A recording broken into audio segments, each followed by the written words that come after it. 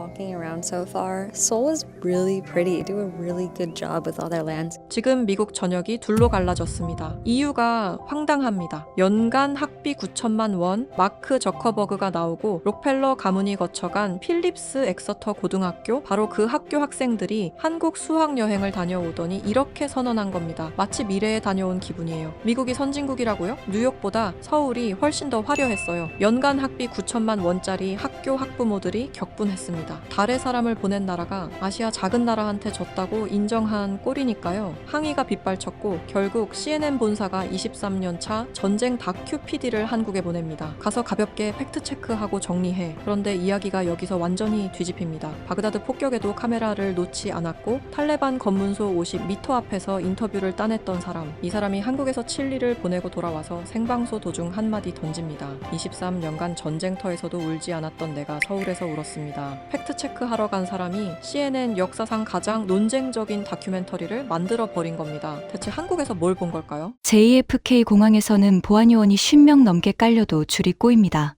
욕이 터지고 캐리어가 넘어지고 이게 나라냐라는 소리가 터미널을 가득 채웁니다. 그게 미국입니다. 그런데 인천공항에서 저는 5천 명이 넘는 사람들 앞에 서서 통제 인력을 찾았습니다. 한 명도 없었습니다. 그런데 줄은 완벽했습니다. 이게 제가 한국 땅을 밟고 5분 만에 목격한 장면입니다. 저는 레이첼 모리슨입니다. CNN 시사 다큐멘터리 PD, 23년 차입니다. 컬럼비아 저널리즘 스쿨을 졸업했고 이라크 바그다드에서 폭격이 쏟아지는 거리에서도 카메라를 들었습니다. 아프가니스탄 칸다하르에서는 탈레반 검문소 50m 앞에서 인터뷰를 따냈고 허리케인 카트리나 때는 물에 잠긴 뉴올리언스 거리를 허리까지 빠지며 걸었습니다. 세계 어디를 가도 흔들리지 않는 사람이었습니다. 그런 제가 한국에서 완전히 무너졌습니다. 솔직히 고백합니다. 저는 한국을 무시했습니다. 선진국이라 하면 미국이 당연히 한 번이고 그 다음이 영국, 프랑스, 독일 정도. 한국은 삼성 반도체와 오징어, 게임이 전부인 나라였습니다. 미국이 인터넷을 발명했고 달에 사람을 보냈고 세계 경제를 움직이는 나라인데 한국에서 배울 게 뭐가 있겠습니까? 그 오만이 일주일 만에 산산조각 났습니다. 하지만 그때 저는 몰랐습니다. 이 여정이 어디까지 흘러갈지, 제가 얼마나 큰 착각 속에 살고 있었는지를요. 처음부터 이야기하겠습니다. 월요일 아침이었습니다. 뉴욕 CNN 본사 편집회의실. 편집국장 하워드 탈보트가 느닷없이 저를 불러 세웠습니다. 레이첼, 필립스 엑서터에서 난리가 났어. 학부모위원회에서 CNN에 공식 취재 요청을 보내왔다. 한국 수학여행건. 네가 가. 필립스 엑서터 아카데미. 마크 저커버그가 나왔고 록펠러 가문과 부시 가문의 자녀들이 거쳐 간 학교입니다. 연간 학비가 6만 5천 달러. 한화로 약 9천만 원. 미국 교육의 정점이에요. 그 학교 11학년 학생 12명이 미국 교육부의 글로벌 교육 비교 프로젝트로 한국 수학여행을 다녀왔는데 돌아온 뒤 소셜미디어에 올린 글이 걷잡을 수 없이 퍼져버린 겁니다. 미국은 선진국이 아니었습니다. 엑서터 학부모들이 격분했습니다. 이 학부모들이 누군지 아십니까? 월가 헤지펀드 창업자들이고 실리콘밸리 벤처캐피털 대표들이고 워싱턴 로펌의 시니어 파트너들입니다. 미국에서 가장 영향력 있는 사람들이에요. 하워드가 커피잔을 내려놓으며 말했습니다. K-팝 때문에 애들이 홀린 거야. 가서 가볍게 팩트체크하고 정리해. 저도 그렇게 생각했습니다. 출장 전에 사전 취재를 했습니다. 미국 상류층 인사 몇 명을 만나서 한국에 대한 인식을 물었는데 대답은 하나같이 비슷했습니다. 월가의 한대형 펀드 매니저는 이렇게 말했습니다. 아시아 국가들은 순종은 있을지 몰라도 자유가 없지. 진짜 선진국은 규율 없이도 자유롭게 돌아가는 거야. 전직 국무부 동아시아 담당 차관보는 코웃음을 치며 말했습니다. 한국에서 배운다고? 우리가 태평양 건너서 지켜주는 나라잖아. 그중 가장 기억에 남는 건 하버드 케네디 스쿨 로렌 슈워츠 교수였습니다. 미국 학계에서 아시아 연구의 권위자로 통하는 인물이에요. 화상 인터뷰에서 그녀가 말했습니다. 한국의 경제 성장은 인정합니다만 시민사회는 미국에 비하면 갈 길이 멀어요. K-팝과 삼성 반도체 말고 뭐가 있습니까? 저는 그 말을 다큐 도입부에 쓰려고 별표까지 쳐뒀습니다. 완벽한 전문가 코멘트라고 생각했으니까요. 문제의 학생도 만났습니다. 코너 린치 해밀턴. 엑서터 11학년. 17살. 아버지가 월가에서 120억 달러를 운용하는 헤지펀드 창업자입니다. 매 방학 아스펜에서 스키를 타고 여름이면 햄턴스 별장에서 보내는 집안이에요. 이 학생이 저를 보자마자 말했습니다. 모리슨 씨, 저도 처음엔 한국을 무시했어요. 유럽이랑 미국만 바라보며 살았거든요. 아시아는 존재하지 않는 세계였어요. 그러더니 눈빛이 달라졌습니다. 그런데 인천공항에서 5분 만에 제가 배운 모든 것이 흔들렸어요. 아무도 통제하지 않는데 수백 명이 완벽하게 질서를 지키고 있었어요. JFK에서는 TSA 요원이 50명이 있어도 아수라장인데 여기는 감시도 통제도 없이 질서가 돌아가고 있었어요. 그리고 이 말을 했습니다. 그 순간 깨달았어요.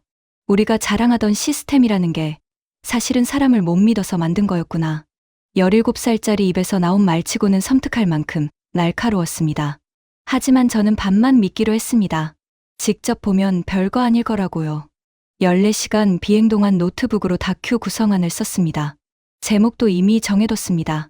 Z세대의 환상. 엑서터 학생들은 한국에서 무엇을 보았나. 결론도 정해뒀습니다. K-팝 문화에 매혹된 Z세대의 과잉 반응을 냉정하게 분석하는 다큐로요.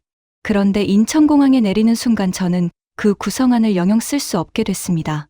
비행기에서 내려 입국장으로 향하는 통로를 걸었습니다. 14시간 비행에 지쳐서 빨리 호텔에 가고 싶다는 생각뿐이었습니다. 그런데 입국 심사장 앞에 도착하는 순간 발걸음이 멈췄습니다. 500명은 좋게 넘어 보이는 사람들이 줄을 서 있었습니다. 중국인, 일본인, 미국인, 유럽인까지 전 세계에서 온 사람들이었습니다. 저는 본능적으로 주변을 둘러봤습니다. 통제 인력을 찾으려고요. JFK라면 이 정도 인원의 TSA 요원 50명은 기본이고 경찰이 10명 넘게 배치됩니다. 안내 방송은 쉴 새 없이 울리고 줄을 벗어나면 즉시 호루라기가 울립니다. 그래도 이게 미국이냐고 소리 지르는 사람이 꼭 있고 줄이 꼬이고 캐리어를 끌고 새치기 하는 사람이 생기고 그걸 말리는 요원한테 따지는 사람이 생기고 소동이 끊이질 않습니다. 그런데 여기는 눈에 띄는 통제 인력이 보이지 않았습니다. 멀리 구석에 공항 직원 2명이 서 있을 뿐이었습니다. 그런데 그 많은 사람들이 완벽하게 질서를 지키고 있었습니다. 두 줄로 나뉜 대기선을 따라 사람들이 가지런히 서 있었습니다. 앞 사람과의 간격도 일정했습니다. 누구 하나 큰 소리로 떠들지 않았습니다. 아이를 데리고 온 부모들도 조용히 아이를 달래며 차례를 기다렸습니다. 저는 눈을 비볐습니다. 코너가 과장한 게 아니었습니다. 줄이 조금씩 앞으로 움직이기 시작했습니다. 그때 앞에서 중년 남자가 실수로 캐리어를 옆 사람 발등 위로 굴렸습니다. 저는 순간 긴장했습니다. JFK였다면 왓더 하는 고함이 터지고 매니저를 찾는 소동이 벌어졌을 겁니다. 그런데 여기서는 발을 밟힌 여성이 괜찮다며 손을 저었고 실수한 남자는 깊이 고개를 숙여 사과했습니다. 그걸로 끝이었습니다. 아무 소란도 없었습니다. 제 차례가 왔습니다. 입국 심사관은 젊은 여성이었는데 무표정하지만 정중한 태도로 여권을 확인했습니다. 방문 목적을 묻고 체류 기간을 확인한 뒤 도장을 찍어줬습니다. 전체 과정이 1분도 안 걸렸습니다. 빠르지만 기계적이지 않았고 차갑지만 무례하지 않았습니다. 수화물을 찾는 곳으로 향했습니다. 컨베이어 벨트 주변에 이미 수십 명이 모여 있었는데 여기서도 사람들은 질서 정연했습니다. 자기 짐이 나올 때까지 조용히 기다렸다가 짐이 나오면 재빨리 집어들고 다른 사람에게 방해가 되지 않도록 빠르게 비켜갔습니다. 한 노인이 무거운 짐을 들어 올리려 애쓰자 옆에 있던 젊은이가 자연스럽게 다가와 들어줬습니다. 아무도 시키지 않았는데요. 고맙다는 인사에 젊은이는 그냥 가볍게 고개를 끄덕이고 자기 짐을 찾으러 돌아갔습니다. 아무 일도 아닌 것처럼요. 저는 23년간 CNN 다큐를 만들면서 전 세계 공항을 다녀봤습니다. 뉴욕 JFK, LA 국제공항, 런던 히드로, 파리 샤를 드골. 소위 선진국 공항들도 이 정도 질서는 아니었습니다. 그런데 이 나라에서는 감시도 통제도 없이 질서가 돌아가고 있었습니다. 코너가 말했던 것이 떠올랐습니다. 우리가 자랑하던 시스템이 사실은 사람을 못 믿어서 만든 거라는 말. 17살짜리의 감상이라고 무시했는데 직접 보니까 부정할 수가 없었습니다. 미국은 세계에서 가장 많은 감시 카메라를 운용하는 나라 중 하나입니다. 뉴욕시에만 7만 대가 넘습니다. 공항에는 TSA가 6만 명이 근무합니다. 우리는 감시와 통제로 질서를 만드는 나라입니다. 규칙을 세우고 벌금을 먹이고 요원을 배치해서 사람들을 관리합니다. 그런데 이 나라는 그런 것 없이도 돌아가고 있었습니다. 저는 노트를 꺼내 이렇게 적었습니다. 첫 번째 충격, 감시 없는 질서, 그리고 그 밑에 하나를 더 적었습니다. 질문. 이 사람들은 대체 어떻게 이렇게 된 걸까? 저는 그 질문 하나를 들고 서울 시내로 들어갔습니다. 그런데 그날 밤 서울의 새벽거리를 혼자 걷게 되면서 저는 23년간 전쟁터를 누비며 한 번도 느끼지 못한 감정을 처음 느꼈습니다. 그날 밤 저는 잠을 잘 수가 없었습니다. 14시간 시차가 몸을 완전히 뒤집어 놓았습니다. 호텔 침대에서 2시간을 뒤척이다가 결국 포기했습니다. 새벽 2시였습니다. 답답해서 밖에 좀 나가기로 했습니다. 로비로 내려가는데 프론트 직원이 물었습니다. 산책하시려고요? 이쪽으로 나가시면 편의점도 있고 강변 산책로도 가까워요. 아무렇지 않은 얼굴이었습니다. 새벽 2시에 외국인 여자가 혼자 나간다는 건데 걱정하는 기색이 전혀 없었습니다. 호텔 문을 나서는 순간 저는 본능적으로 몸이 긴장하는 걸 느꼈습니다. 23년간 몸에 밴 습관입니다. 바그다드에서든 칸다하르에서든 뉴욕에서든 어두운 거리에 나서면 가장 먼저 하는 일이 있습니다. 주변을 살핀다. 어두운 골목을 확인한다. 손에 뭔가를 쥔다. 차 열쇠든 호신용 스프레이든 뭐라도 쥐어야 마음이 놓입니다. 이어폰은 절대 양쪽 다 끼지 않습니다. 한쪽 귀는 반드시 열어둡니다. 뒤에서 발소리가 들려야 하니까요. 미국 여자라면 누구나 아는 규칙입니다. 해가 지면 경계 모드가 시작됩니다. 이건 뉴욕이든 보스턴이든 LA든 시카고든 미국 어느 도시든 마찬가지입니다. 저는 23년간 그렇게 살았습니다. 전쟁터에서만이 아니라 제가 사는 맨해튼에서도요. 그런데 서울의 새벽 2시는 달랐습니다. 호텔 앞거리로 나왔는데 어둡지 않았습니다. 가로등이 일정한 간격으로 켜져 있었고 편의점 불빛이 골목을 밝히고 있었습니다. 거리는 조용했지만 무섭지 않았습니다. 무섭지 않다는 게 이상했습니다. 새벽 2시인데 무섭지가 않다니. 천천히 걸었습니다. 골목을 하나 지나고 큰 길로 나왔습니다. 편의점이 보였습니다. 안에 사람 서너 명이 앉아서 라면을 먹고 있었습니다. 평범한 풍경이었습니다. 그런데 제 눈에는 전혀 평범하지 않았습니다. 새벽 2시에 유리벽으로 된 가게에 사람들이 문도 안 잠그고 앉아 있다는 게요. 맨해튼 브롱스의 새벽 2시를 아십니까? 편의점 카운터 앞에 방탄유리가 설치되어 있습니다. 돈은 작은 회전판을 통해서 주고받습니다. 직원과 손님 사이에 물리적 장벽이 있는 겁니다. 강도를 막으려고요. 그게 미국 편의점의 일상입니다. 여기는 유리벽도 없고 방탄유리도 없고 경비원도 없었습니다. 문은 활짝 열려 있었습니다. 계속 걸었습니다. 그때 앞에서 한 사람이 걸어오는 게 보였습니다. 20대 초반으로 보이는 여성이었습니다. 혼자였습니다. 그런데 이 여성의 모습에서 저는 심장이 멈추는 것 같은 충격을 받았습니다. 이어폰을 양쪽 다 끼고 있었습니다. 핸드폰 화면을 보면서 걷고 있었습니다. 뒤도 안 돌아봤습니다. 주변을 경계하는 기색이 전혀 없었습니다. 그냥 걸어가고 있었습니다. 새벽 2시에 혼자서 이어폰 양쪽 다 끼고 어두운 골목을 지나면서 저는 그 자리에 멈춰 섰습니다. 뉴욕에서 이 장면은 불가능합니다. 보스턴에서도 불가능합니다. LA에서도 시카고에서도 디트로이트에서도 불가능합니다. 미국의 어떤 도시에서도 새벽 2시에 여자 혼자 이어폰 양쪽 끼고 골목을 걷는 건 상상할 수 없는 일입니다. 미국 여성들은 열쇠를 손가락 사이에 끼우고 걷습니다. 무기처럼요. 주차장에서 차까지 걸어가는 30초가 하루 중 가장 긴장되는 순간입니다. 대학 캠퍼스에는 비상호출기가 50m마다 설치되어 있고 그래도 학생들은 혼자 걷기를 피합니다. 에스코트 서비스라는 게 있어요. 밤에 혼자 기숙사까지 걸어가기 무서운 학생을 위해 같이 걸어주는 사람을 파견하는 서비스입니다. 미국 최고 대학들에 다 있습니다. 그게 미국의 현실입니다. 그런데 이 나라에서는 20대 여성이 새벽 2시에 이어폰 양쪽 다 끼고 핸드폰을 보면서 걷고 있었습니다. 두려움이 없었습니다. 경계가 없었습니다. 그냥 집에 가고 있었습니다. 당연한 일이라는 듯이요. 저는 이라크에서 폭격을 맞으면서도 카메라를 놓지 않았습니다. 아프간에서 총성이 울릴 때도 도망가지 않았습니다. 23년간 전쟁터를 누비면서 무서움이라는 감정은 어딘가에 봉인해뒀다고 생각했습니다. 그런데 서울의 새벽 2시 거리에서 저는 생애 처음으로 깨달았습니다. 제가 봉인한 건 무서움이 아니었습니다. 안전하다는 감각 자체를 잊고 살았던 겁니다. 미국에서 한 번도 느껴본 적 없는 감각이었습니다. 방탄조끼 없이도 괜찮다는 느낌. 뒤를 돌아보지 않아도 된다는 느낌. 열쇠를 손가락 사이에 끼우지 않아도 된다는 느낌. 그게 안전이었습니다. 23년간 전쟁터를 누빈 사람이 안전이 뭔지 모르고 살았다는 게 말이 됩니까? 말이 안 됩니다. 그런데 사실이었습니다. 좀 더 걸었습니다. 강변 산책로에 도착했습니다. 새벽 3시가 가까운 시간인데 조깅하는 사람이 2명 보였습니다. 벤치에 앉아있는 커플도 있었습니다. 아무도 서로를 경계하지 않았습니다. 저를 보고도 아무 반응이 없었습니다. 외국인 여자가 새벽에 혼자 산책로를 걷고 있는데 신기하게 보는 사람조차 없었습니다. 그게 당연한 풍경이니까요. 저는 벤치에 앉았습니다. 한강의 불빛이 수면 위에서 흔들리고 있었습니다. 그리고 갑자기 눈물이 났습니다.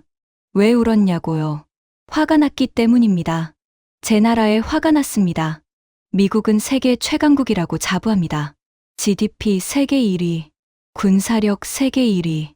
그런데 제 나라 여성들은 새벽에 혼자 걷지 못합니다. 세계에서 가장 부유한 나라에서 세계에서 가장 기본적인 안전이 보장되지 않습니다. 미국의 연간 총기 사망자 수가 4만 명을 넘습니다. 교통사고 사망자보다 많습니다. 매년 600건 이상의 대규모 총격 사건이 발생합니다. 미국 여성의 3분의 1 이상이 살면서 한 번은 폭력 피해를 경험한다는 통계가 있습니다. 그런데 이 나라에서는 여자가 새벽 2시에 이어폰 끼고 걷습니다. 저는 노트를 꺼내 이렇게 적었습니다. 2번째 충격, 공포 없는 밤. 그리고 그 밑에 적었습니다. 이 나라를 지키는 건 경찰도 아니고 감시 카메라도 아니다. 뭔가 다른 것이 이 나라를 지키고 있다. 호텔로 돌아오는 길에 다시 편의점 앞을 지났습니다. 아까 그 사람들이 여전히 앉아 있었습니다. 라면 그릇은 치워져 있었고 이번엔 커피를 마시고 있었습니다. 편의점 주인은 카운터에서 졸고 있었습니다. 방탄유리 하나 없는 새벽의 편의점. 졸고 있는 주인. 문은 여전히 활짝 열려 있었습니다. 저는 그 풍경을 카메라에 담았습니다. 이건 반드시 찍어야 한다고 생각했습니다. 미국인들이 이걸 보면 믿지 못할 테니까요. 새벽 3시에 문이 열린 가게에서 주인이 잠을 자고 있다. 그리고 아무 일도 일어나지 않는다. 미국에서는 다큐 소재가 아니라 뉴스 속보감입니다. 방에 돌아와서 침대에 누웠지만 잠이 오지 않았습니다.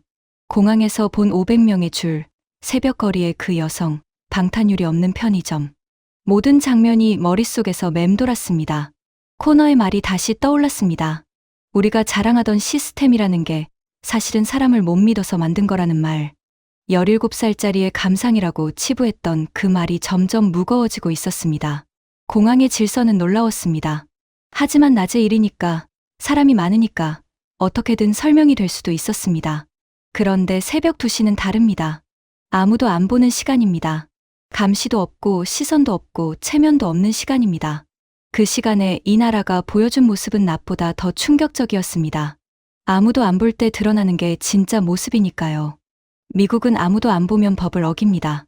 과속 카메라가 없는 도로에서는 속도 제한을 지키는 사람이 거의 없습니다. 경찰이 없는 교차로에서는 정지 신호를 무시합니다.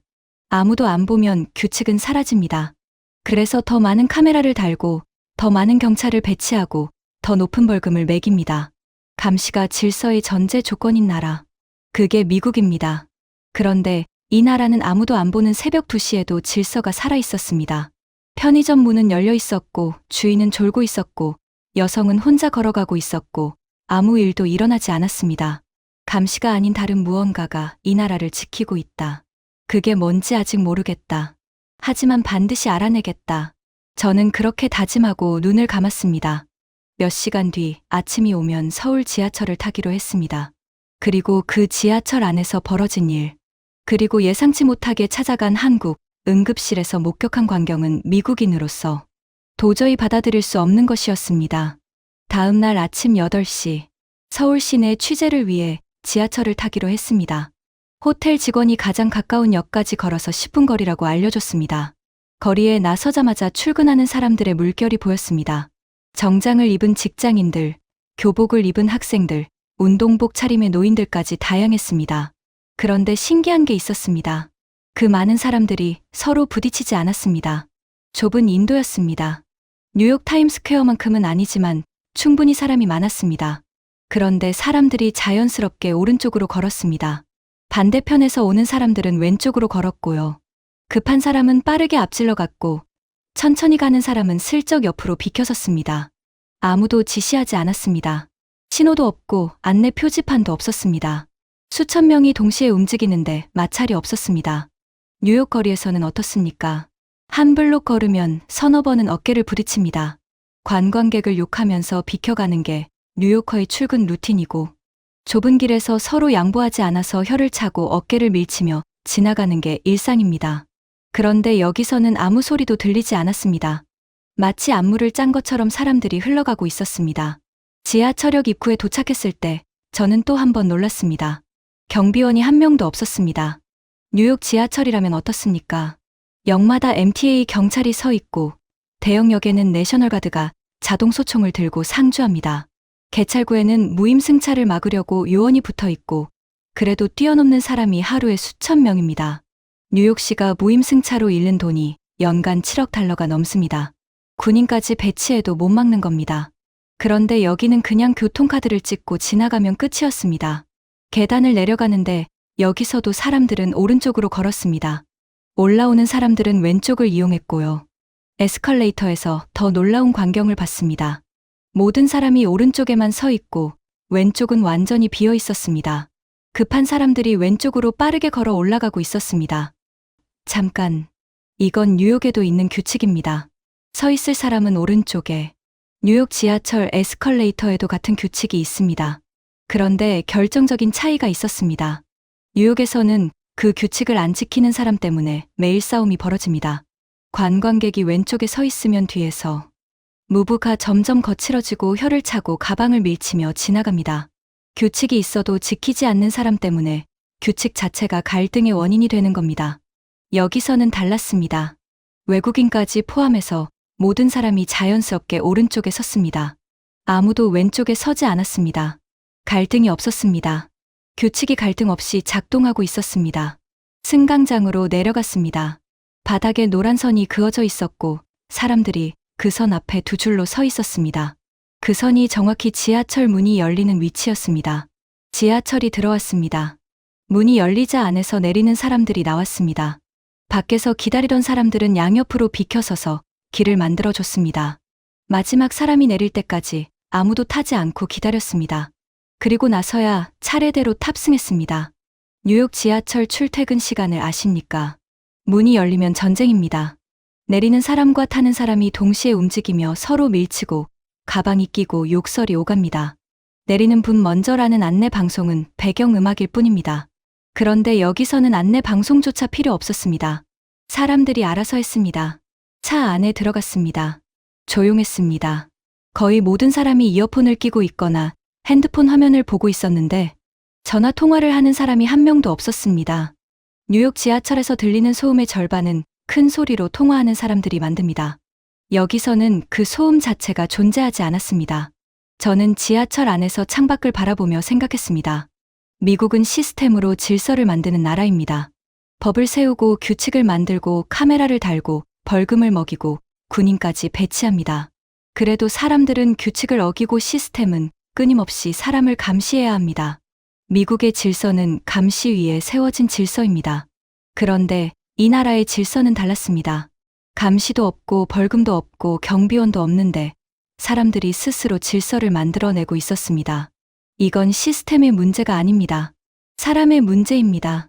미국이 250년간 자랑해온 헌법, 삼권분립, 수정헌법, 그 모든 것은 결국 사람을 못 믿기 때문에 만든 장치가 아닙니까? 권력을 나누고 서로 견제하게 만든 건 인간은 권력을 가지면 반드시 남용한다는 전제 위에 세운 겁니다. 규칙이 없으면 혼란에 빠진다는 불신 위에 세운 겁니다. 그런데 이 나라 사람들은 최소한의 안내만으로도 질서를 만들고 있었습니다. 감시가 아니라 내면에서 우러나오는 질서였습니다. 그렇다면 대체 뭐가 이 사람들을 이렇게 만든 겁니까? 저는 노트에 적었습니다. 세 번째 충격. 규칙이 아니라 내면의 질서. 그리고 바로 그날 오후 예상치 못한 일이 벌어졌습니다. 촬영 스태프 중 한 명인 카메라맨 토비가 취재 현장에서 계단을 내려가다 발을 헛디뎠습니다. 발목이 심하게 꺾였고 순식간에 퉁퉁 부어올랐습니다. 걸을 수가 없었습니다. 골절이 의심됐습니다. 저는 즉시 가까운 병원을 검색했습니다. 그런데 솔직히 말하면 병원보다 먼저 떠오른 건 비용이었습니다. 미국인이라면 당연한 반응입니다. 미국에서는 아프기 전에 먼저 지갑을 걱정합니다. 미국에서 구급차를 부르면 그것만 $3,000입니다. 하나로 400만 원이 넘습니다. 응급실 문을 들어서면 거기서부터 미터기가 돌아갑니다. 엑스레이 한 장에 $500, 의사 상담 10분에 $800, 깁스를 하면 $2,000 추가. 보험이 있어도 본인 부담금이 수백 달러고 보험이 없으면 파산합니다. 농담이 아닙니다. 미국에서 개인 파산의 60% 이상이 의료비 때문입니다. 세계 1위 경제대국에서 병원비 때문에 집을 잃는 겁니다. 그래서 미국인들은 아파도 병원을 안 갑니다. 손가락이 부러져도 유튜브 보고 직접 부목을 댑니다. 이가 아파도 펜치로 직접 뽑는 사람이 있습니다. 웃기지 않습니다. 현실입니다. 선진국이라는 나라에서 벌어지는 현실이에요. 토비는 미국 보험이 있었지만 해외에서 적용이 될지 불확실했습니다. 저는 일단 택시를 잡아 가까운 병원 응급실로 갔습니다. 최악의 경우 수천 달러는 각오해야 한다고 토비에게 말해뒀습니다. 응급실에 도착했습니다. 접수 창구에서 여권을 보여주고 증상을 설명했습니다. 여기서부터 이미 달랐습니다. 미국 응급실에서는 접수만 하는데 30분에서 1시간이 걸립니다. 보험 확인하고 서류 쓰고 동의서에 서명하고 개인정보 입력하고 아파서 죽겠는데 서류가 먼저입니다. 여기서는 5분이 채 안 걸렸습니다. 간단한 인적사항을 적고 바로 대기실로 안내받았습니다. 20분 뒤에 의사를 만났습니다. 미국 응급실 평균 대기 시간이 3시간에서 4시간인 걸 생각하면 믿기 어려운 속도였습니다. 의사는 토비의 발목을 조심스럽게 살펴보더니 엑스레이를 찍자고 했습니다. 촬영실로 이동해서 엑스레이를 찍고 다시 진료실로 돌아왔습니다. 다행히 골절은 아니었고 심한 염좌였습니다. 의사가 처방을 내렸습니다. 압박 붕대를 감아주고 소염제와 진통제를 처방했습니다. 물리치료 안내도 해줬습니다. 모든 과정이 친절했고 설명이 명확했습니다. 접수부터 처방까지 총 2시간이 채 안 걸렸습니다. 미국이었다면 접수에 1시간, 대기에 3시간, 진료에 1시간, 최소 5시간은 각오해야 합니다. 그것도 운이 좋으면요. 수납 창구로 갔습니다. 저는 단단히 각오하고 있었습니다. 직원이 금액을 알려줬습니다. 토비가 보험이 없는 외국인이라 100% 본인 부담이었습니다. 응급 진료비, 엑스레이, 처치, 약 처방 전부 포함해서 7만 원. 저는 직원에게 다시 물었습니다. 7만 원이요? 달러가 아니라 원이요? 직원이 고개를 끄덕였습니다. 7만 원. 미국 돈으로 $50 남짓이었습니다. 저는 토비를 쳐다봤습니다. 토비도 저를 쳐다봤습니다. 둘 다 아무 말도 못했습니다. 미국에서 같은 치료를 받으면 보험 없이 최소 $3,000에서 $5,000입니다. 하나로 400만 원에서 700만 원. 구급차를 불렀으면 거기에 $3,000가 추가됩니다. 토비가 만약 미국에서 다쳤다면 발목 염좌 하나에 1,000만 원 가까이 나올 수 있었습니다. 그런데 여기서는 7만 원이었습니다.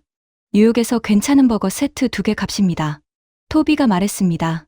레이첼, 이거 실화야? 실화였습니다. 병원을 나오면서 저는 노트에 적었습니다. 4번째 충격. 생존의 비용이 다르다. 그리고 밑에 하나 더 적었습니다. 미국에서는 아프면 파산한다. 이 나라에서는 아프면 치료받는다. 같은 선진국인데 하나는 아픈 게 공포고 하나는 아픈 게 그냥 아픈 것이다. 세계 최강국이라는 나라에서 병원비가 공포인 게 정상입니까? GDP 세계 1위인 나라에서 구급차를 부를까 말까 고민하는 게 정상입니까? 뼈가 부러져도 유튜브 보고 직접 부목을 대는 나라가 선진국입니까? 저는 그 질문을 들고 호텔로 돌아왔습니다. 공항의 질서, 새벽거리의 안전, 지하철의 배려, 그리고 응급실의 7만 원. 아직 이틀밖에 안 지났는데 이미 머릿속이 뒤집어지고 있었습니다. 그런데 셋째 날 KTX라는 고속열차를 타고 서울에서 부산까지 2시간 15분 만에 이동한 순간 저는 캘리포니아 고속철도에 쏟아부은 $1,000억 달러가 부끄러워지기 시작했습니다. 셋째 날 아침 저는 서울역에 섰습니다. 부산 취재 일정이 잡혀 있었습니다. 가이드가 KTX를 타면 2시간 15분이면 도착한다고 했습니다. 서울에서 부산까지 거리가 약 400km입니다. 뉴욕에서 워싱턴 DC까지와 비슷한 거리예요. 뉴욕에서 워싱턴까지 암트랙을 타면 최소 3시간 반이 걸립니다. 그것도 정시에 출발하면요. 암트랙은 지연이 일상입니다. 30분 늦는 건 양반이고 1시간, 2시간 늦는 경우도 드물지 않습니다. 좌석은 낡았고 와이파이는 끊기고 화장실은 말을 안 하겠습니다. KTX 탑승구에 도착했습니다. 출발 5분 전이었는데 이미 승객들이 질서정연하게 줄을 서 있었습니다. 당연하다는 듯이요. 이 나라에서는 줄을 서는 게 숨을 쉬는 것처럼 자연스러운 일인 것 같았습니다. 열차에 올랐습니다. 좌석이 깨끗했습니다. 넓었습니다. 각 좌석마다 충전 포트가 있었고 와이파이가 잡혔습니다. 차내가 조용했습니다. 지하철에서 봤던 것과 같았습니다. 통화하는 사람이 없었습니다. 정확히 출발 시간에 열차가 움직이기 시작했습니다. 1분의 오차도 없었습니다. 창밖으로 서울 시내가 스쳐 지나가고 곧 들판과 산이 보이기 시작했습니다. 속도계를 확인했습니다. 시속 300km. 흔들림이 거의 없었습니다. 커피잔을 테이블에 올려놓았는데 수면이 살짝 흔들리는 정도였습니다. 2시간 15분 뒤에 부산에 도착했습니다. 정확히 2시간 15분이었습니다. 저는 좌석에 앉은 채로 한동안 움직이지 못했습니다. 떠오르는 게 있었기 때문입니다. 캘리포니아 고속철도. 미국인이라면 누구나 아는 이름입니다. 아는 이유가 자랑스러워서가 아닙니다. 부끄러워서입니다. 캘리포니아 고속철도는 LA와 샌프란시스코를 잇는 프로젝트입니다. 두 도시 사이 거리가 약 600km, 서울에서 부산보다 좀 더 먼 거리입니다. 이 프로젝트를 승인한 게 2008년입니다. 당시 예산이 330억 달러였습니다. 한화로 약 45조 원. 지금 얼마가 됐는지 아십니까? 1000억 달러를 넘었습니다. 한화로 140조 원이 넘습니다. 처음 예산의 3배가 넘게 불어났습니다. 그런데 완공이 됐냐고요? 안 됐습니다. 아직도 공사 중입니다. 첫 삽을 뜬 지 10년이 넘었는데 열차가 한 번도 달리지 않았습니다. 현재 완공 예정이 2030년대인데 그것도 장담할 수 없습니다. 전문가들은 2040년까지도 어려울 수 있다고 합니다. 140조 원을 들이붓고 10년이 넘었는데 열차 한 대 못 굴리는 나라가 있고 서울에서 부산까지 2시간 15분 만에 사람을 실어 나르는 나라가 있습니다. 저는 부산역 플랫폼에 서서 생각했습니다. 이건 돈의 문제가 아니구나. 140조 원이면 모자랄 게 없습니다. 돈은 쏟아부었는데 결과가 없다. 그건 돈이 문제가 아니라 그 돈을 쓰는 사람과 시스템이 문제라는 뜻입니다. 부산 취재를 마치고 다시 KTX를 타고 서울로 돌아왔습니다. 왕복 4시간 반. 미국이었다면 암트랙으로 편도만 7시간이 걸렸을 거리를 왕복하고도 시간이 남았습니다. 서울로 돌아오는 길에 가이드가 인천 송도에 들르자고 제안했습니다. 세계에서 가장 앞선 스마트시티 중 하나라고 했습니다. 솔직히 기대하지 않았습니다. 스마트시티라는 말은 미국에서도 귀에 못이 박히게 들었습니다. 실리콘밸리가 매년 스마트시티를 외치지만 정작 샌프란시스코 거리에는 노숙자 텐트가 가득하고 도로에는 구덩이가 넘칩니다. 예쁜 프레젠테이션만 있고 현실은 엉망인 경우를 너무 많이 봤습니다. 송도에 도착하자마자 생각이 바뀌었습니다. 먼저 눈에 들어온 건 도로였습니다. 차들이 막힘없이 부드럽게 흘러갔습니다.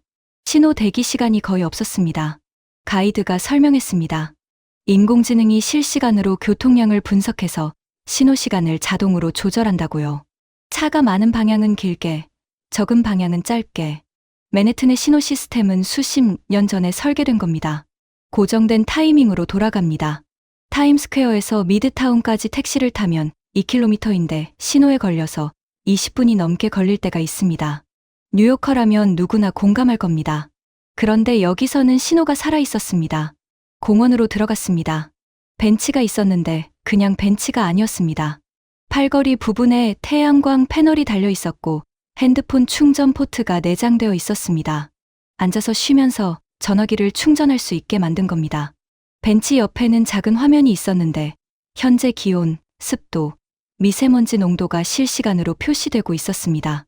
센트럴파크 벤치에서 핸드폰 충전을 한다고요. 좋은 농담이군요. 센트럴파크 벤치는 낙서로 덮여 있고 페인트가 벗겨져 있고 운이 나쁘면 껌이 붙어 있습니다. 길을 따라 걷다가 쓰레기통을 발견했습니다. 위쪽에 태양광 패널이 달려 있었습니다. 가이드가 설명했습니다. 이 쓰레기통은 내부 센서로 쓰레기가 얼마나 찼는지 감지해서 80% 정도 차면 자동으로 청소 부서에 신호를 보낸다고요. 뉴욕 거리의 쓰레기통을 아십니까? 금요일 밤 맨해튼 거리를 걸어보면 쓰레기통이 터질 듯이 차 있고 그 주변으로 봉투와 컵이 널브러져 있습니다. 쥐가 돌아다닙니다. 뉴욕시가 쥐와의 전쟁을 선포한 게 뉴스가 되는 나라입니다. 쥐 퇴치 담당관이라는 직책까지 만들었습니다. 그런데 여기서는 쓰레기통이 스스로 알려주니까 항상 깨끗한 상태를 유지할 수 있었습니다. 가로등도 특별했습니다. 기둥 중간에 작은 상자가 달려 있었는데 대기질 측정 센서라고 했습니다. 도시 곳곳에 가로등에 센서가 달려 있어서 실시간으로 공기 상태를 측정하고 그 정보가 시청으로 전송된다는 겁니다. 특정 지역 공기질이 나빠지면 즉시 원인을 파악하고 대응할 수 있다고 했습니다. 뉴욕에서는 가로등 전구 하나 갈아 끼우려면 시청에 민원을 넣고 몇 달을 기다려야 합니다. 그 사이에 어두운 골목에서 사건이 터지면 그제야 난리가 나고요. 하지만 제가 정말 가슴이 뜨거워진 건 기술 자체가 아니었습니다. 횡단보도에서 신호를 기다리는데 신호등 기둥에 작은 버튼이 있었습니다. 휠체어 그림이 그려져 있었는데 누르면 신호 시간이 길어진다고 했습니다. 거동이 불편한 사람들이 여유 있게 건널 수 있도록 만든 겁니다. 인도에는 점자 블록이 깔려 있었고 음향 신호기도 있어서 신호가 바뀌면 소리로 알려줬습니다. 미국은 장애인 권리법의 선구자입니다. ADA, 세계에서 가장 앞선 장애인 보호법 중 하나라고 자부합니다. 실제로 미국의 장애인 접근성은 나쁘지 않은 편입니다. 하지만 법으로 만든 접근성과 마음에서 우러나온 접근성은 달랐습니다. 미국의 장애인 시설은 법이 요구하기 때문에 설치됩니다. 최소 기준을 맞추면 됩니다. 의무니까요. 하지만 송도에서 본 것들은 법적 의무를 넘어선 배려가 곳곳에 스며들어 있었습니다. 횡단보도 신호 시간을 늘려주는 버튼, 가로등마다 달린 대기질 센서, 쓰레기통이 스스로 보내는 신호, 이 모든 것이 하나의 철학을 가리키고 있었습니다. 기술은 도구일 뿐입니다. 중요한 건 그 기술을 누구를 위해 쓰느냐입니다. 캘리포니아 고속철도는 사람을 이동시키기 위해 만들었습니다. 140조 원을 써서 열차 한 대 못 굴리고 있습니다. 송도의 기술은 사람을 돌보기 위해 만들었습니다. 벤치 하나, 쓰레기통 하나, 가로등 하나까지 사람을 생각하고 있었습니다. 미국은 기술로 문제를 해결하려 합니다. 이 나라는 기술로 사람을 돌보고 있었습니다. 같은 기술인데 방향이 완전히 달랐습니다. 저는 노트에 적었습니다. 5번째 충격. 기술의 목적이 다르다. 그리고 그 밑에 하나를 더 적었습니다. 140조 원으로 열차 하나 못 만드는 나라가 있고 벤치와 쓰레기통까지 똑똑하게 만든 나라가 있다. 문제는 돈이 아니다. 방향이다. 그런데 넷째 날 저는 경복궁이라는 궁궐 앞에서 스미소니언 박물관이 부끄러워졌습니다. 그리고 한국의 한 고등학교에서 금속 탐지기를 찾다가 찾을 수 없었을 때 저는 미국 교육이 세계 최고라는 마지막 자존심마저 내려놓아야 했습니다. 넷째 날 아침 경복궁을 방문했습니다. 솔직히 큰 기대를 하지 않았습니다. 미국에는 스미소니언이 있지 않습니까? 워싱턴 DC 내셔널몰에 늘어선 19개 박물관. 인류 역사의 보물을 한 곳에 모아놓은 세계 최대 규모의 박물관 단지입니다. 뉴욕에는 메트로폴리탄 미술관이 있고요. 이집트 신전을 통째로 옮겨놓은 곳입니다. 동양의 궁궐 하나가 그것과 비교가 되겠습니까? 저는 속으로 스미소니언이 압도적으로 낫다는 결론을 내릴 준비를 하고 있었습니다. 경복궁에 들어서는 순간 생각이 바뀌었습니다. 화려하지는 않았습니다. 스미소니언처럼 거대한 돔도 없고 메트로폴리탄처럼 그리스 신전 기둥을 본뜬 정면도 없었습니다. 하지만 단정하고 품위가 있었습니다. 건물의 처마 곡선, 기둥의 배치, 돌바닥과 마당까지 모든 것이 조화를 이루고 있었습니다. 스미소니언이 세계의 것을 가져와 쌓아놓은 웅장함이라면 경복궁은 자기 것을 자기 땅에서 갖고 온 우아함이었습니다. 다른 종류의 아름다움이었습니다. 저는 비교를 멈췄습니다. 하지만 제가 진짜 놀란 건 건물이 아니었습니다. 사람들이었습니다. 궁궐 곳곳에 관광객들이 있었는데 대부분 조용히 걸으며 구경했습니다. 사진을 찍을 때도 다른 사람을 배려해서 빨리 찍고 비켜줬습니다. 아이들도 뛰어다니지 않고 부모 손을 잡고 걸었습니다. 출입 금지 구역에는 아무도 들어가지 않았습니다. 스미소니언에서는 어떻습니까? 전시물 앞에서 셀카를 찍느라 소란을 피우는 관광객이 끊이지 않습니다. 노터치 표지판 바로 옆에서 전시물에 손을 대는 사람이 있고 경비원이 주의를 줘도 웃으며 넘기는 경우가 태반입니다. 세계적인 유물 앞에서도 질서는 경비원의 몫입니다. 그런데 여기서는 경비원이 거의 보이지 않는데도 관광객들이 스스로 질서를 지키고 있었습니다. 공항에서, 지하철에서, 새벽거리에서, 그리고 이 궁궐에서 어디를 가든 같은 광경이었습니다. 더 놀라운 장면이 있었습니다. 한복이라는 전통 의상을 입은 사람들이 궁궐을 거닐고 있었습니다. 분홍색, 하늘색, 노란색, 초록색까지 화려한 색상들이었는데 촌스럽지 않고 우아했습니다. 그런데 한복을 입은 사람들 중에 한국인보다 외국인이 더 많아 보였습니다. 미국인, 프랑스인, 중동인, 아프리카인, 동남아시아인까지 정말 다양한 나라. 사람들이 한복을 입고 사진을 찍으며 행복해하고 있었습니다. 저는 그 모습을 한참 동안 바라봤습니다. 그리고 갑자기 스미소니언이 떠올랐습니다. 스미소니언에는 뭐가 있습니까? 아메리카 원주민의 유물이 있습니다. 이집트의 보물이 있습니다. 아시아의 도자기가 있습니다. 전부 다른 문화에서 가져온 겁니다. 메트로폴리탄도 마찬가지입니다. 이집트 덴두르 신전을 통째로 뜯어와 전시하고 있습니다.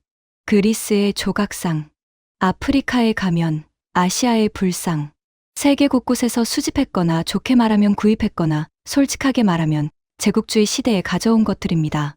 그리고 지금 그 나라들이 돌려달라고 요구하고 있습니다. 그리스는 파르테논 마블 반환을 수십 년째 주장하고 있고 이집트는 대형 박물관에 있는 로제타석을 되찾겠다며 국제 캠페인을 벌이고 있습니다. 아메리카 원주민 부족들은 조상의 유골과 성물을 돌려달라는 소송을 미국 정부 상대로 수백 건 넘게 제기했습니다. 한국은 정반대였습니다. 다른 나라 문화를 가져오는 게 아니라 자기 문화를 세계에 나눠주고 있었습니다. 외국인에게 한복을 입혀주고 함께 사진을 찍고 함께 기뻐하고 있었습니다. 빼앗는 문화와 나누는 문화. 저는 그 순간 뒤통수를 맞은 것 같았습니다. 미국은 세계의 문화를 소유하려 했습니다. 배에 실어, 비행기에 실어 미국으로 가져와 유리관 안에 넣었습니다. 그것을 문화 강국이라고 자부했습니다. 한국은 자기 문화를 공유하고 있었습니다. 가져가라고 내어주고 입어보라고 건네주고 함께 즐기자고 손을 내밀고 있었습니다. 그리고 그 앞에서 세계인들이 행복해하고 있었습니다. 어느 쪽이 진짜 문화 강국입니까? 궁궐을 나오면서 저는 스스로에게 물었습니다. 나는 미국 문화를 진정으로 자랑스러워한 적이 있는가? 스미소니언을 자랑하면서 정작 그 유물들의 원래 주인들은 무시하지 않았는가? 할리우드와 브로드웨이를 내세우면서 정작 미국 거리의 무질서는 외면하지 않았는가? 한국 사람들은 자기 문화를 사랑하면서도 다른 문화를 존중했습니다. 빼앗지 않고 나누었습니다. 닫지 않고 열었습니다. 그게 진짜 문화 강국의 모습이라는 걸 저는 경복궁에서 배웠습니다. 하지만 경복궁에서 받은 감동은 서국에 불과했습니다. 그날 오후 저는 서울의 한 고등학교를 방문했습니다. 코너가 수학여행 때 다녀왔다는 바로 그 학교였습니다. 교장 선생님이 직접 안내를 해주셨습니다. 학교 정문에 도착했을 때 저는 무의식적으로 무언가를 찾고 있었습니다. 입구를 지나면서야 깨달았습니다. 금속 탐지기를 찾고 있었던 겁니다. 없었습니다. 금속 탐지기가 없었습니다. 미국 학교를 아십니까? 미국의 거의 모든 공립학교에는 정문에 금속 탐지기가 있습니다. 학생들은 매일 아침 가방을 열어서 검사를 받고 금속 탐지기를 통과해야 교실에 들어갈 수 있습니다. 공항 보안 검색과 똑같은 절차를 학교에서 매일 하는 겁니다. 왜 그런지 아십니까? 총기 때문입니다.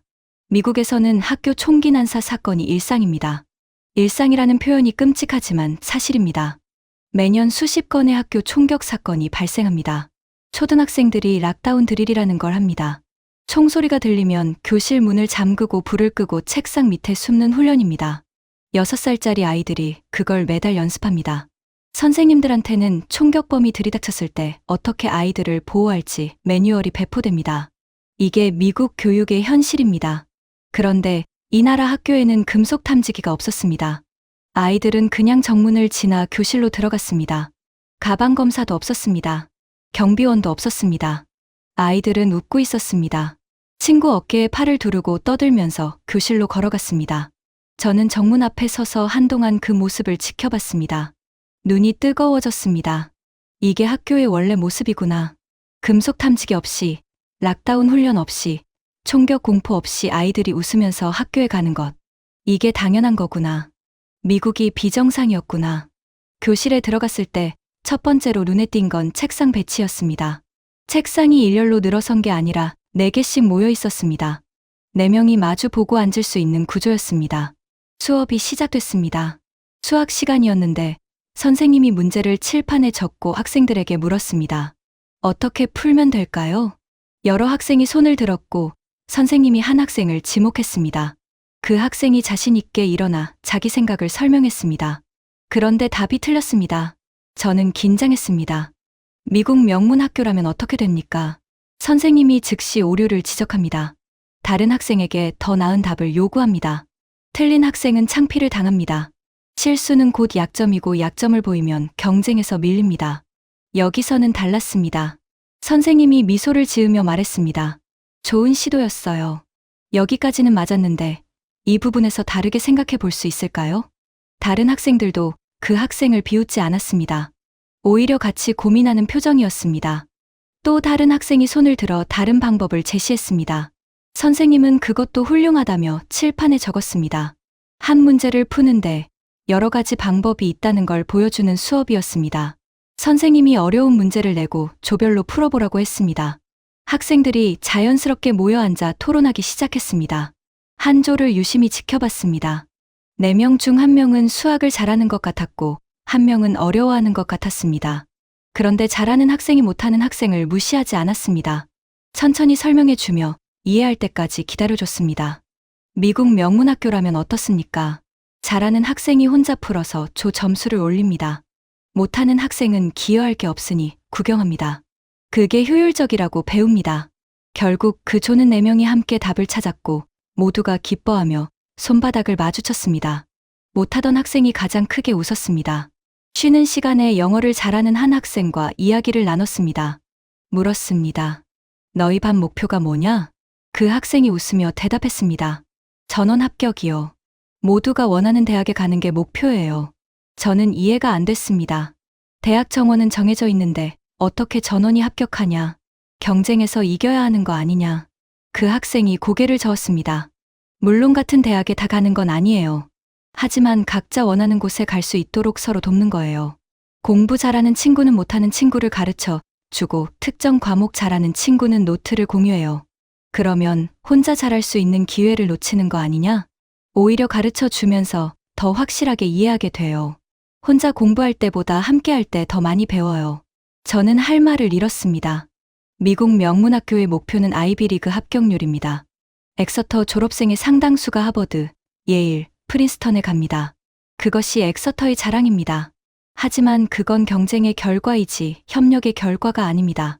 엑서터에서 친구의 노트를 공유한다고요. 상상도 할 수 없습니다. 그건 경쟁 우위를 스스로 포기하는 행위니까요. 그런데 이 나라 학생들은 경쟁 우위를 나눠주고 있었습니다.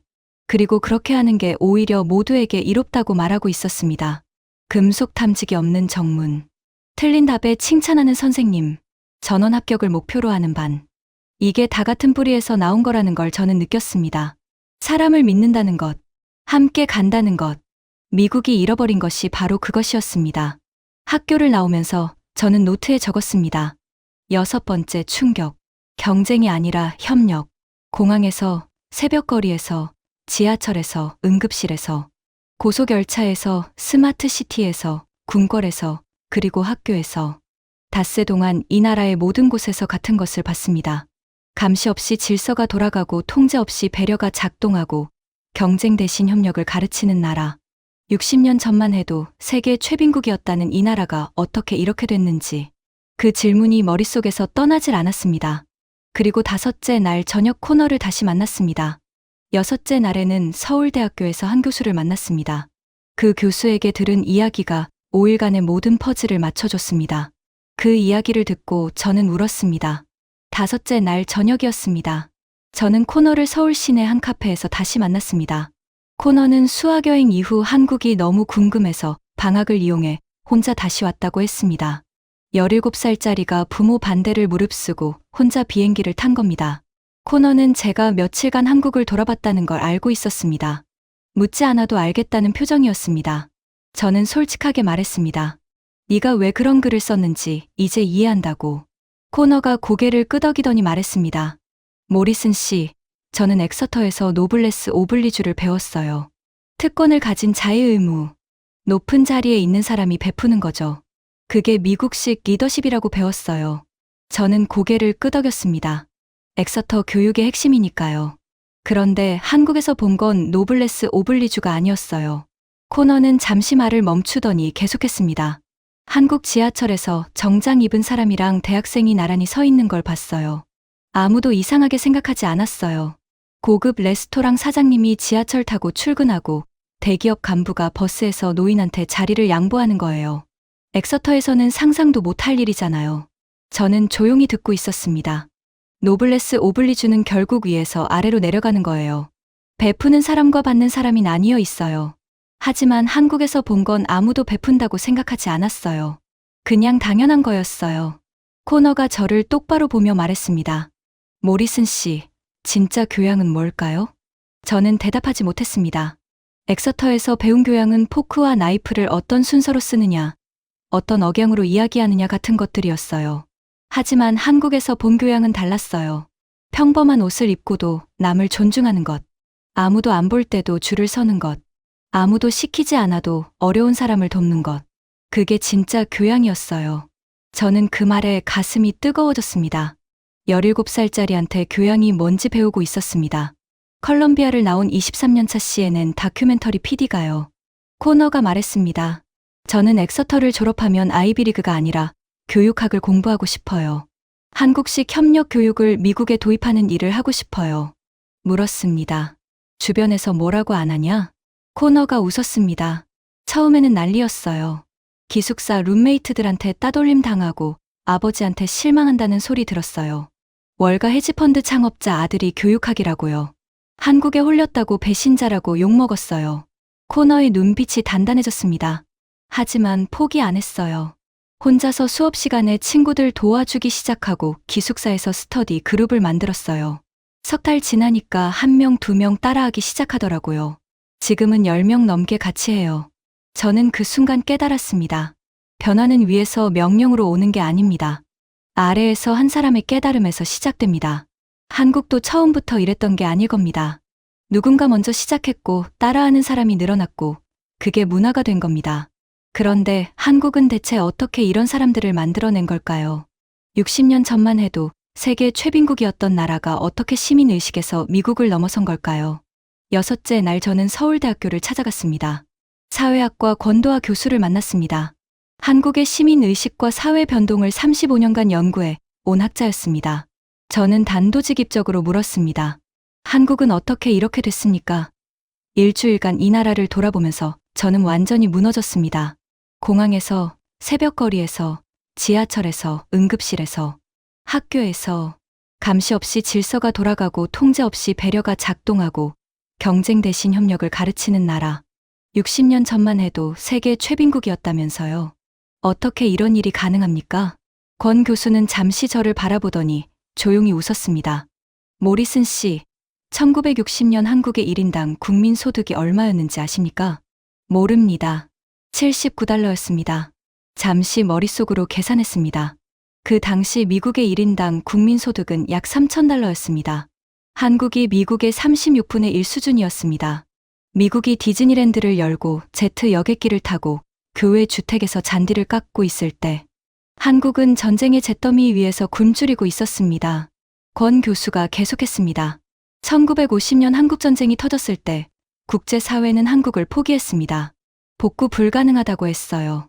UN 보고서에도 한국은 앞으로 100년이 지나도 선진국이 될 수 없다고 적혀 있었습니다.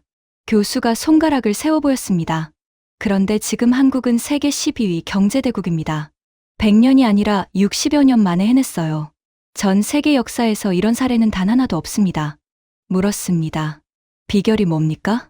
교수가 잠시 생각하더니 대답했습니다. 교육입니다. 자리에서 일어나 창밖을 바라보며 말했습니다. 전쟁 직후 이 나라는 말 그대로 아무것도 없었습니다. 공장도 없고 자원도 없고 돈도 없었습니다. 석유 한 방울 나지 않는 땅이에요. 미국처럼 광활한 국토가 있는 것도 아니었고 유럽처럼 식민지에서 자원을 가져올 수도 없었습니다. 교수가 돌아보며 말했습니다. 하지만 하나가 있었습니다. 부모들의 집념이었어요. 폐허 속에서도 굶주리면서도 부모들은 자식을 학교에 보냈습니다. 먹을 것이 없어도 책은 샀습니다. 자기는 못 배웠지만 자식만큼은 배워야 한다는 일념 하나로 버텼습니다. 저는 조용히 듣고 있었습니다. 그리고 그 교육에는 항상 함께라는 가치가 있었어요. 혼자 잘 먹고 잘 사는 게 아니라 다 같이 잘 살자는 거였습니다.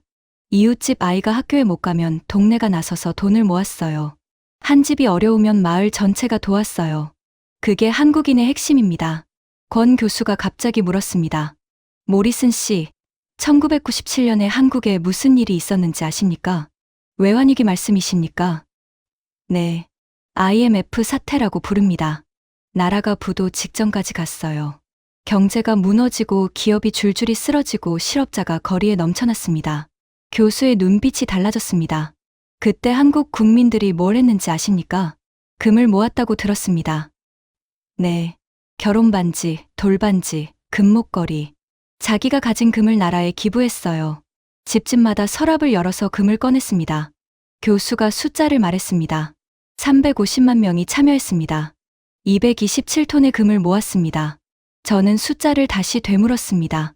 350만 명이요? 네.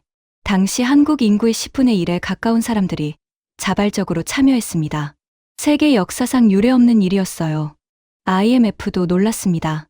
국민들이 자발적으로 나라를 구하는 나라가 어디 있냐고요. 저는 가슴이 뭉클해졌습니다. 350만 명이 결혼반지를 기부하다니.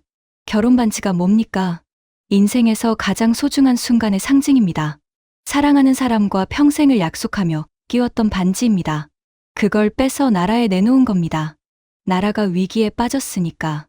나 하나의 추억보다 우리 모두의 미래가 중요하니까. 미국에서 그런 일이 벌어지면 어떻게 될까요? 솔직히 말씀드리겠습니다. 불가능합니다. 허리케인 카트리나가 뉴올리언스를 덮쳤을 때 미국인들이 뭘 했습니까? 약탈했습니다. 물에 잠긴 상점의 유리를 깨고 텔레비전을 들고 나왔습니다. 운동화를 훔치고 전자제품을 훔쳤습니다. 경찰도 막지 못했습니다. 일부 경찰은 같이 약탈에 참여했습니다. 저는 그 현장에 있었습니다. 제 눈으로 봤습니다. 물에 잠긴 거리를 허리까지 빠지며 걸으면서 카메라에 담았습니다. 재난 앞에서 미국인은 자기 것부터 챙겼습니다. 나라가 위기에 빠졌을 때 미국인은 약탈했고 한국인은 결혼반지를 모았습니다. 그 차이가 60년의 차이를 만든 겁니다. 권 교수가 마지막으로 한 마디가 아직도 귓전에 맴돕니다. 한국 사람들은 우리라는 말을 많이 씁니다. 우리나라, 우리 학교, 우리 회사. 영어에서는 마이라고 하는 것들을 한국어에서는 우리라고 해요. 내 나라가 아니라 우리나라. 내 학교가 아니라 우리 학교. 그게 한국인의 정신입니다. 미국에서는 마이 하우스, 마이 카, 마이 오피니언입니다. 모든 것이 나에서 시작됩니다. 개인의 권리, 개인의 자유, 개인의 소유. 그것이 미국이 250년간 발전시켜온 가치입니다. 한국은 달랐습니다. 우리 집, 우리 학교, 우리나라. 모든 것이 우리에서 시작됩니다. 인터뷰가 끝나고 저는 한참을 앉아 있었습니다. 머릿속으로 지난 일주일을 정리했습니다. 인천공항에 500명. 새벽 2시 이어폰을 끼고 걷던 그 여성. 지하철 에스컬레이터. 응급실에 7만 원. KTX 2시간 15분. 송도의 스마트 벤치. 경복궁의 한복. 금속 탐지기 없는 학교. 코너의 눈빛. 그리고 권 교수의 말. 모든 것이 하나로 연결됐습니다. 이 나라는 폐허에서 시작해서 교육과 협력으로 여기까지 온 겁니다. 기적이 아니었습니다. 굶주리면서도 자식을 학교에 보낸 부모들의 집념이었고, 나라가 무너지려 할 때 결혼반지를 꺼낸 국민들의 헌신이었고, 혼자가 아니라 함께를 선택한 사람들의 문화였습니다. 피와 땀과 눈물의 결과였습니다. 그리고 저는 울었습니다. 전쟁터에서도 울지 않았습니다. 바그다드에서 폭격이 떨어질 때도, 칸다할에서 총성이 울릴 때도, 카트리나의 물속을 걸을 때도 울지 않았습니다. 그런데 서울대학교 연구실에서 결혼반지, 227톤 이야기를 듣고 울었습니다.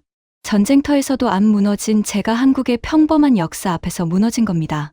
저는 귀국 비행기에서 14시간 내내 글을 썼습니다. 그리고 CNN 역사상 가장 논쟁적인 다큐멘터리가 탄생했습니다. JFK 공항에 내리자마자 가장 먼저 한 일은 출장 전에 써뒀던 다큐 구성안을 삭제하는 것이었습니다. Z세대의 환상. 엑서터 학생들은 한국에서 무엇을 보았나. 그 파일을 휴지통에 버렸습니다. 14시간 비행 동안 쓴 새 구성안을 열었습니다. 제목은 완전히 바뀌어 있었습니다. 한국에서 배운다. 미국이 잃어버린 것. CNN 본사에 도착하자마자 편집국장 하워드 탈보트를 찾아갔습니다. 하워드는 제 얼굴을 보더니 물었습니다. 뭘 봤길래 그런 표정이야. 노트북을 열어 구성안을 보여줬습니다. 하워드가 읽기 시작했습니다. 처음에는 시큰둥했습니다. 또 K-팝 이야기겠거니 하는 표정이었습니다. 그런데 읽어가면서 표정이 바뀌었습니다. 공항 이야기에서 눈썹이 올라갔고, 새벽거리 이야기에서 입을 다물었고, 응급실 7만 원 이야기에서 고개를 갸웃했고, 금속 탐지기 없는 학교 이야기에서 읽는 속도가 느려졌고, 결혼반지 227톤 이야기에서 손이 멈췄습니다. 다 읽고 나서 한참을 침묵했습니다. 그리고 말했습니다. 이거 3부작으로 만들자. 프라임타임 편성이다. CNN 프라임타임. 저녁 8시 황금 시간대입니다. CNN에서 가장 영향력 있는 슬롯이에요. 하워드가 그 시간을 내줬다는 건 이 다큐가 미국 사회에 파장을 일으킬 거라고 판단했다는 뜻입니다. 3주간 밤을 새워 편집했습니다. 인천공항 영상, 서울 새벽거리 영상, 방탄유리 없는 편의점 영상, 서울 지하철 영상, 응급실 영상, KTX 영상, 송도 스마트시티 영상, 경복궁 영상, 학교 수업 영상, 한국에서 찍어온 모든 영상을 담았습니다. 내레이션은 제가 직접 했습니다. 첫 회가 방영된 날 밤 저는 편집실에서 실시간 시청률을 지켜봤습니다. 방영 시작 10분 만에 소셜미디어가 폭발했습니다. 첫 회 방영 24시간 만에 CNN 역대 최다 스트리밍을 기록했습니다. X 실시간 트렌드 1위에 올랐고 한국 관련 게시물이 하루 만에 200만 건을 돌파했습니다. CNN 다큐멘터리 역사상 전례 없는 수치였습니다. 댓글이 쏟아졌습니다. 찬반이 격렬했습니다. 뉴욕타임스가 리뷰를 실었습니다. 외면할 수 없는 거울. 미국이 스스로를 직시해야 할 순간이 왔다. 폭스뉴스는 정반대였습니다. CNN이 자국을 비하하고 있다. 시청자의 구독료로 반미 프로파간다를 만드는 것이 정상인가? 워싱턴 포스트는 이렇게 평가했습니다. 논쟁적이지만 부정할 수 없는 사실들을 담고 있다. 불편하더라도 직시해야 할 현실. 미국 전체가 둘로 나뉘었습니다. 사무실에서, 카페에서, 가정집 거실에서 한국 이야기가 화제였습니다. 우버 기사가 저를 알아보고 말했습니다. 당신이 그 한국 다큐 만든 사람이지. 우리 와이프가 보고 울었어. 그리고 예상치 못한 일이 벌어졌습니다. 출장 전에 인터뷰했던 하버드 케네디 스쿨 로렌 슈워츠 교수가 CNN 생방송에 출연해서 반박을 시도한 겁니다. K-팝과 삼성 반도체 말고 뭐가 있습니까? 라고 했던 바로 그 사람이요. 슈워츠 교수가 생방송에서 말했습니다. 이 다큐멘터리는 편향적입니다. 한국의 긍정적인 면만 부각시키고 부정적인 면은 의도적으로 배제했습니다. 한국의 높은 자살률, 극심한 입시 경쟁, 저출생 문제를 왜 다루지 않았습니까? 앵커가 물었습니다. 교수님, 그런데 이 다큐의 핵심은 한국이 완벽하다는 게 아니라 미국이 배울 점이 있다는 건데요. 인천공항에서 통제 인력 없이 500명이 질서를 지킨 건 사실입니까? 슈워츠 교수가 말했습니다. 그건 문화적 차이일 뿐이고. 앵커가 끊었습니다. 교수님, 한국 응급실에서 외국인이 보험 없이 7만 원에 치료받은 건 사실입니까? 그건 의료 시스템이 미국에서 같은 치료를 받으면 보험 없이 최소 3,000달러에서 5,000달러라는 건 사실입니까? 슈워츠 교수가 말을 잇지 못했습니다. 앵커가 마지막으로 물었습니다. 교수님은 한국에 가보신 적이 있습니까? 침묵이 흘렀습니다. 없습니다. 방송이 끝나고 소셜미디어가 다시 폭발했습니다. 가보지도 않고 비판하는 학자라는 밈이 퍼졌습니다. 다음 날 슈워츠 교수가 공식 사과문을 발표했습니다. 다큐멘터리 3부작을 모두 시청했습니다. 인터뷰에서 했던 발언을 철회합니다. 한국에 대해 다시 공부하겠습니다. 저는 그 사과문을 읽으며 생각했습니다. 사람은 변할 수 있다고. 저도 변했으니까요. 국제 반응도 쏟아졌습니다. BBC가 후속 다큐 제작을 발표했습니다. 프랑스 르몽드가 기사를 실었고 독일 슈피겔이 인터뷰를 요청했습니다. 유네스코 교육국장이 소셜미디어에 공유하며 이렇게 썼습니다. 모든 교육 정책 담당자들이 봐야 할 다큐멘터리. 한국의 교육은 경쟁이 아니라 협력을 가르친다. 그 글이 5만 번 넘게 공유를 했습니다. 더 놀라운 일이 벌어졌습니다. 미국 교육부 장관이 저를 만나고 싶다고 했습니다. 백악관에서 1시간 동안 한국 이야기를 했습니다. 장관은 진지하게 들었습니다. 그리고 말했습니다. 한국 교육 시스템을 연구하는 태스크포스를 검토하고 있습니다. 당신도 참여해 주십시오. 저는 다큐 프로듀서이지 교육 전문가가 아니라고 했습니다. 장관이 대답했습니다. 직접 본 사람이 가장 잘합니다. 그리고 필립스 엑서터 아카데미 학장이 공식 성명을 냈습니다. 이 문장을 읽었을 때 소름이 돋았습니다. 우리 학생들의 관찰이 옳았음을 인정합니다. 필립스 엑서터는 한국의 교육 철학에서 배울 점이 있는지 검토할 것입니다. 250년 역사의 필립스 엑서터입니다. 마크 저커버그를 배출한 학교가 한국에서 배울 게 있다고 공식적으로 인정한 겁니다. 다큐가 방영된 뒤 석 달이 지나서 미국 곳곳에서 작은 변화들이 시작됐습니다. 뉴저지의 한 공립학교에서 전원 합격 프로젝트를 시작했다는 소식이 들려왔습니다. 한국의 협력 학습 모델을 벤치마킹한 거였습니다. 학생들이 서로 가르쳐주는 스터디 그룹을 만들었고 석 달 만에 학교 평균 성적이 올라갔다는 보고가 나왔습니다. 시카고의 한 쇼핑 센터에서는 에스컬레이터에 오른쪽에 서 주세요 캠페인을 시작했습니다. 매니저가 이메일을 보내왔습니다. 한국 사람들이 아무 안내 없이도 지키는 걸 보고 부끄러웠습니다. 우리도 할 수 있다고 생각했어요. 텍사스의 한 중학교에서는 매주 금요일을 협력의 날로 지정했다는 소식도 들었습니다. 작은 움직임들이었습니다. 하지만 시작이었습니다. 하지만 저를 가장 기쁘게 만든 건 시청률도 아니고 언론 반응도 아니고 백악관 면담도 아니었습니다. 코너에게 연락이 왔습니다. 모리슨 씨, 하나 더 알려드릴 게 있어요. 아버지가 변했어요. 처음에 한국에 홀렸다고 화를 내셨던 분이요. 다큐를 보시더니 한참을 아무 말 없이 계시다가 이러셨어요. 코너의 목소리가 떨렸습니다. 아들, 네가 옳았다. 저는 전화기를 들고 한참을 아무 말 못했습니다. 월가에서 120억 달러를 운용하는 헤지펀드 창업자가 17살 아들에게 네가 옳았다고 말한 겁니다. 미국 금융계의 자존심을 생각하면 그 한마디가 얼마나 무거운 말인지 아실 겁니다. 그리고 코너가 한마디를 더 했습니다.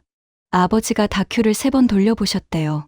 세 번째 볼 때 어머니랑 같이 보셨는데 결혼 반지 227톤 장면에서 어머니가 우셨대요. 그러더니 아버지가 어머니 손을 잡으셨대요. 아버지가 어머니 손을 잡는 건 제가 태어나서 처음 봤어요. 저는 전화기를 내려놓고 창밖을 바라봤습니다. 맨해튼의 밤이었습니다. 7만 대의 감시 카메라가 돌아가고 있을 거리. 열쇠를 손가락 사이에 끼우고 걸어야 하는 거리. 서울의 새벽이 떠올랐습니다. 이어폰 양쪽 다 끼고 걸어가던 그 여성. 문이 활짝 열린 편의점에서 졸고 있던 주인. 같은 밤인데, 같은 지구인데. 한국에 사는 분들께 한 가지만 말씀드리겠습니다. 당신들은 모르실 겁니다. 새벽 2시에 이어폰 끼고 걷는 게 얼마나 놀라운 일인지. 편의점 문이 열려 있는 게 얼마나 기적 같은 일인지. 지하철에서 내리는 사람을 기다려주는 게 얼마나 아름다운 일인지. 당연하다고 생각하시겠지요. 당연하지 않습니다. 세계 어디에도 당연하지 않습니다. 23년간 전쟁터에서도 울지 않았던 제가 서울에서 울었습니다. 그 눈물이 제 대답입니다. 여러분, 지금까지 사연 어떠셨나요? 연간 학비 9천만 원짜리 학교 학생들이 한국을 다녀오더니 미국은 선진국이 아니었다고 선언했고 그걸 팩트체크하러 간 CNN 23년차 전쟁 다큐 PD가 서울에서 울었습니다. 바그다드 폭격에도 카메라를 놓지 않았던 사람이 새벽 2시에 이어폰 끼고 걷는 한국 여성 한 명을 보고 멈춰섰습니다. 우리가 매일 아무렇지 않게 하는 것들이었습니다. 줄을 서는 것, 내리는 사람을 기다려주는 것, 편의점 문을 열어두는 것, 모르는 사람의 짐을 들어주는 것. 우리한테는 당연한 일상이 세계 최강국의 기자를 무너뜨렸습니다. 가끔 우리는 잊고 삽니다. 이 나라가 얼마나 대단한 나라인지, 60년 전 79달러짜리 나라가 어떻게 여기까지 왔는지. 할아버지 할머니가 굶으면서도 자식을 학교에 보냈고 부모님 세대가 결혼 반지를 꺼내 나라를 구했고 그 위에 우리가 서 있다는 걸요. 자랑스러워해도 됩니다. 아니, 자랑스러워해야 합니다. 공감되신 분들은 댓글에 대한민국 국민이라 자랑스럽다 한 줄만 남겨주세요. 그 한 줄이 모이면 이 영상이 더 많은 분들께 전해집니다. 이 영상이 마음에 드셨다면 좋아요와 구독 부탁드립니다. 여러분의 댓글 하나하나가 다음 영상을 만드는 힘이 됩니다. 그럼 다음 사연에서 또 뵙겠습니다.